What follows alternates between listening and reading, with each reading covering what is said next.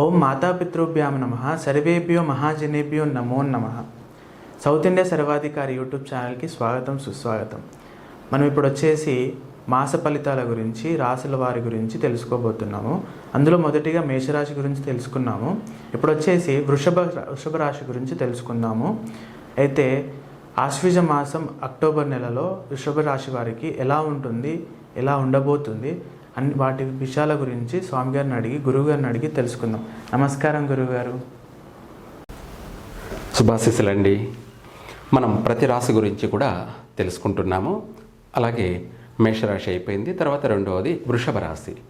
ఈ వృషభ రాశి వారికి ఈ యొక్క ఆశ్వీజ మాసం అక్టోబర్ నెల వీళ్ళందరికీ కూడా చక్కగా శుభమాసం అనే చెప్పుకోవాలి. ఈ యొక్క ఆశ్వేజ మాసం అంతా కూడా వృషభ రాశి వాళ్ళకి 3 పూలు 6 కాయల్లా ఈ రాశి వారికి అన్ని విధాలుగా అన్ని రంగాలలో కూడా రాణించగలుగుతారు. తలపెట్టిన ప్రతి కార్యాన్ని కూడా పూర్తి చేయగలుగుతారు. చక్కగా అన్ని రంగాలలో కూడా రాణించగలుగుతారు.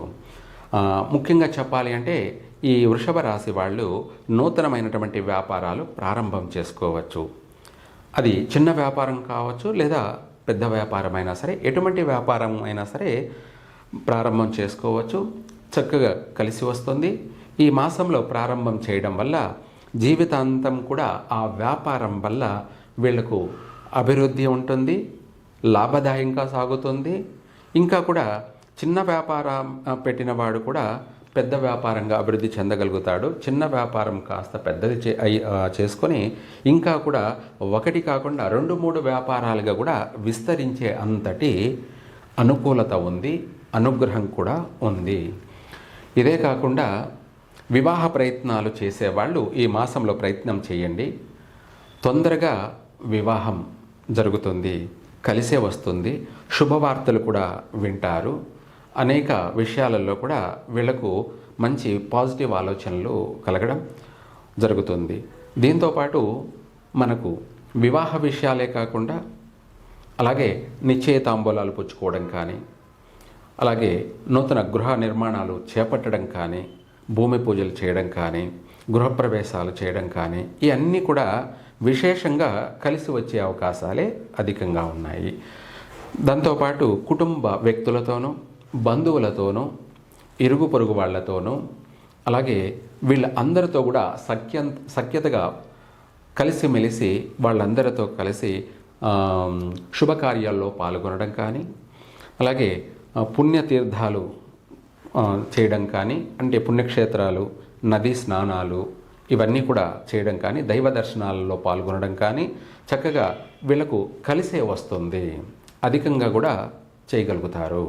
వీటితో పాటు సంతాన విషయంలో కూడా వీళ్ళకు మంచి సంతాన యోగము, సంతాన భాగ్యము, సంతానం వల్ల శుభమూలకమైనటువంటి శుభవార్తలు అన్నీ కూడా వినే అవకాశము ఉంది. సంతాన భాగ్యము కలిగే అవకాశం ఉంది. కొంతమందికి పుత్ర సంతానము, కొంతమందికి పుత్రికా సంతానము, ఏదైనా కూడా సంతాన యోగం అనేది ఉంది. వీటితో పాటు ఈ రాశి వాళ్ళకి నూతన ఉద్యోగ ప్రాప్తి, అలాగే నూతన వ్యాపార ప్రాప్తి, అలాగే ఉద్యోగ విషయంలో కూడాను ప్రమోషన్లు, అంటే ఉద్యోగం చేస్తున్నటువంటి వాళ్ళు ప్రమోషన్ గురించి ప్రయత్నం చేసినట్టయితే తప్పకుండా వాళ్ళకు ప్రమోషన్ వస్తుంది. దాంతోపాటు విదేశీ యానయోగ అవకాశాలు కూడా మెండుగా ఉన్నాయి. చేసే ఉద్యోగం ద్వారా కూడా విదేశాలకు వెళ్ళే అవకాశం ఉంది. లేదా ప్రత్యేకంగా మనమే విదేశాలకు వెళ్ళాలి అని ప్రయత్నం చేస్తే కూడా అది వెంటనే నెరవేరుతుంది.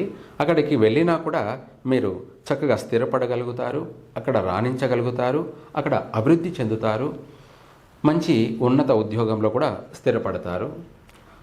అలాగే వీటితో పాటు చిన్నపిల్లలకి, విద్యార్థులకు చక్కగా అనువైనటువంటి అనుకూలం. చక్కగా వాళ్ళు మనశ్శాంతిగా ప్రశాంతంగా చదవగలుగుతారు, జ్ఞాపక శక్తి పెరుగుతుంది, ఉన్నత విద్య రాణించగలుగుతారు. అంటే వాళ్ళు ప్రతి విషయాల్లో కూడా మెమొరీ పవర్ అనేది బాగుండడం వల్ల అన్ని రంగాలలో కూడా రాణించగలుగుతారు. మల్టీపర్పస్ కింద పిల్లలు చక్కగా ఇది పలానా సబ్జెక్టు అని కాకుండా అన్ని సబ్జెక్టులలో కూడా రాణించగలుగుతారు. ప్రతి విషయంలో కూడా వృషభ రాశి వారికి ఈ మాసం చక్కని అనువైనటువంటి మాసము, అనుకూలమైన మాసము, శుభమాసమని చెప్పాలి. ఏ రంగంలోనైనా కూడా రాణించగలుగుతారు.